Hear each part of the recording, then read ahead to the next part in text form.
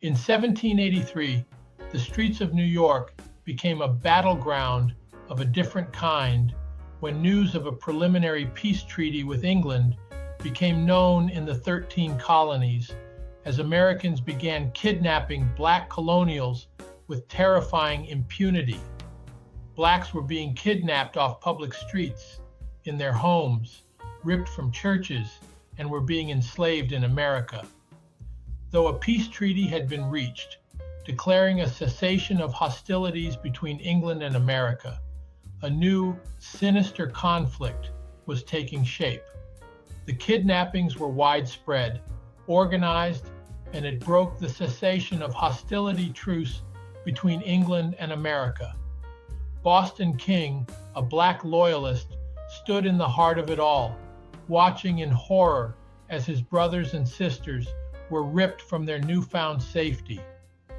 "This dreadful rumor," he wrote, "filled us all with inexpressible anguish and terror, especially when we saw our old masters coming from Virginia, North Carolina, and other parts, and seizing upon their slaves in the streets of New York, or even dragging them out of their beds. Many of the slaves had very cruel masters," Boston King recalled, "so that the thoughts of returning home with them embittered life to us."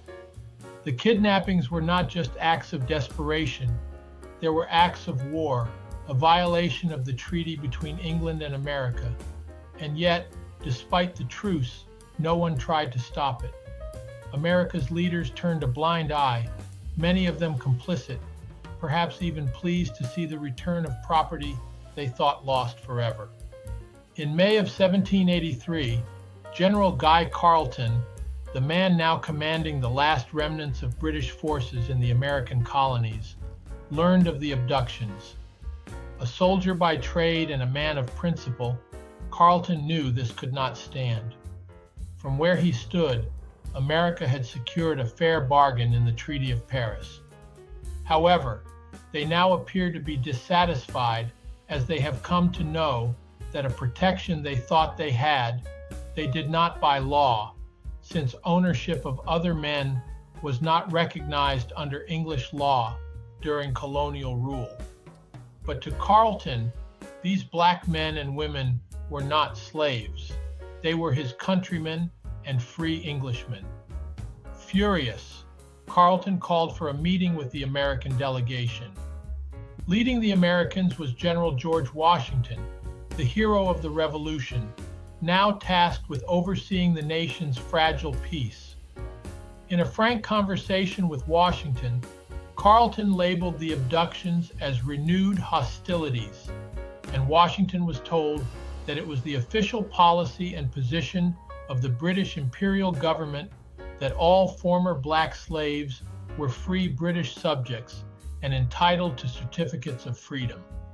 Washington disagreed, stating that black colonials were property owned by American citizens under colonial statutes, and he asked that they be surrendered. However, Carleton refused, stating that he had no intention of surrendering any black individuals to Washington since they were promised protection and liberty. Washington then cited Article 7 of the Treaty of Paris, which barred the carrying away of Negroes and other property by the British. Carleton scoffed, saying colonial slave statutes were never lawfully codified and were abolished by Parliament's American Colonies Act of 1766. And as the Somerset decision determined slavery in the kingdom was not authorized by law, his American citizens did not own black colonials during colonial rule, and therefore no enslaved black individual was property belonging to American citizens. This forceful repudiation of slave laws stunned Washington and left him speechless. Please share and visit our website at Wells Center on American Exceptionalism and look for future videos.